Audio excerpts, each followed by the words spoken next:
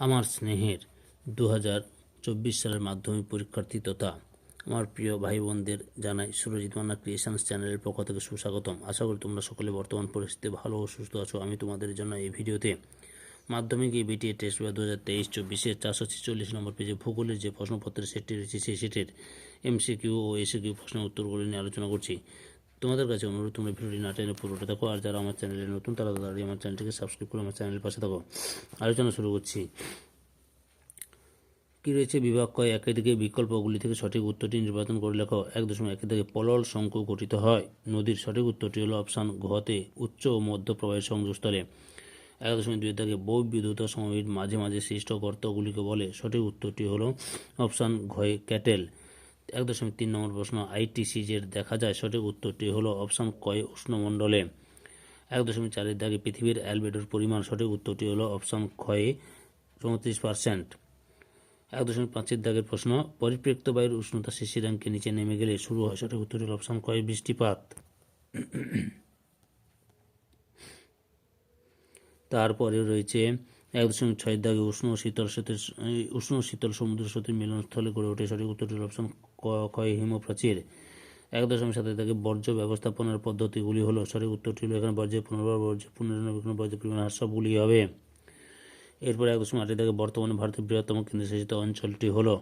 Option গয়ের হচ্ছে উত্তরটি সঠিক, লাদাখ। 1.9 দাগে শিবালিক হিমালয়ের পাদদেশীয় অঞ্চলে ক্ষুদ্র ক্ষুদ্র শিলাখণ্ড সঞ্চিত হয়ে যে সমভূমির সৃষ্টি হয় তা হলো। সঠিক উত্তরটি হলো অপশান ক্ষয় ভাবর। 1.10 দাগে গঙ্গা অ্যাকশন প্ল্যান কর্মসূচিটি গৃহীত হয়। সঠিক উত্তরটি হলো অপশান ঘয়ের উত্তরটি ঠিক 1985 সালে। 1.11 দাগে ভারতের রাজ্যগুলির মধ্যে সর্বাধিক অরণ্য আচ্ছাদিত রাজ্যটি হলো। সঠিক উত্তরটি হলো অপশান কয়ে মধ্যপ্রদেশ। 1.12 দাগে ভারতের প্রথম পেট্রোকেমিক্যাল শিল্প যে স্থানে গড়ে ওঠে সেটি হচ্ছে অপশান ক্ষয়ের উত্তরটি ঠিক ট্রম্বে। 1.13 দাগে ভারতের ডেট্রয়েট বলে। সঠিক উত্তরটি হলো অপশান কয় চেন্নাইকে। এরপরে 1.14 দাগে ভারতীয় জরিপ বিভাগের সদর দপ্তর অবস্থিত। সঠিক উত্তরটি হলো অপশান গয়ের উত্তরটি ঠিক দেরাদুন। এরপরে বিভাগ ক্ষয়ে 2.1 থেকে শুদ্ধ ও অশুদ্ধ লেখ। 2.1 দাগে উৎপাটন হলো বায়ুর ক্ষয়কার্যের একটি প্রক্রিয়া। অশুদ্ধ, উৎপাটন হলো হিমবাহের ক্ষয়কার্যের একটি প্রক্রিয়া। 2.1 দাগে সমুদ্র বায়ুর সর্বাধিক বেগ দেখা যায় বিকালবেলায়। অশুদ্ধ, সমুদ্র বায়ুর সর্বাধিক বেগ দেখা যায় ভোরবেলায়। 2.1 দাগে 2.1 দাগে সমুদ্র বায়ুর সর্বাধিক বেগ দেখা যায় বিকেল বেলায়। শুদ্ধ হবে, সমুদ্র বায়ুর সর্বাধিক বেগ দেখা যায় বিকেলবেলায় শুদ্ধ, আর স্থলবায়ুর সর্বাধিক বেগ দেখা যায় ভোরবেলায়। তাই 2.1 দাগে অষ্টমী তিথিতে তেজ কোটাল সৃষ্টি হয়। অশুদ্ধ, অমাবস্যা তিথিতে অমাবস্যা পূর্ণিমাতে তেজ কোটাল সৃষ্টি হয়। 2.1 দাগে প্লাস্টিক এক প্রকার জৈব অবিশ্লেষ্য বর্জ্যের উদাহরণ। শুদ্ধ। 2.1 দাগে ভারতের হিমালয়ের সর্বোচ্চ শৃঙ্গ গডউইন অস্টিন।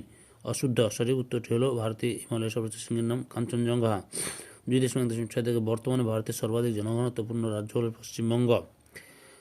অশুদ্ধ, বর্তমানে ভারতের সর্বাধিক জনঘনত্বপূর্ণ রাজ্য হল বিহার। 2.1 দাগে ছদ্ম রঙের সবুজ অরণ্যের উপগ্রহ চিত্রে লাল রঙে দেখানো হয়। শুদ্ধ। এরপরে শূন্যস্থান পূরণ দেখো।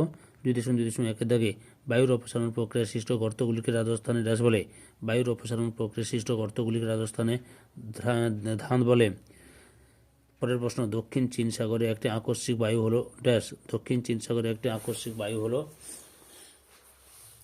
টাইফুন। 2.2 দাগে ড্যাশ উপকূলে সমুদ্র স্রোতের জন্য ঘন কুয়াশা সৃষ্টি হয়। নিউ ফাউন্ডল্যান্ড উপকূলে। 2.2 দাগে পর্বতের ড্যাশ ঢালে শৈলতকে বৃষ্টিপাত হয়। পর্বতের প্রতিবাদ ঢালে শৈলতকে বৃষ্টিপাত হয়। 2.2 দাগে ভারতের কার্পাস গবেষণাগার ড্যাশ শহরে অবস্থিত। ভারতের কার্পাস গবেষণাগার নাগপুর শহরে অবস্থিত। 2.2 দাগে পশ্চিমবঙ্গের বৃহত্তম তথ্য প্রযুক্তি শিল্পকেন্দ্র হলো ড্যাশ। পশ্চিমবঙ্গের বৃহত্তম তথ্য প্রযুক্তি শিল্পকেন্দ্র হলো সেক্টর 5, সল্টলেক সেক্টর 5। 2.2 দাগে মেরু বরাবর পরিক্রমণকারী কৃত্রিম উপগ্রহ হলো সানসিনক্রোনাস উপগ্রহ স্যাটেলাইট বা সূর্য সমলেখারী উপগ্রহ। 2.3 দাগে একটি বা দুটি শব্দ উত্তর দাও।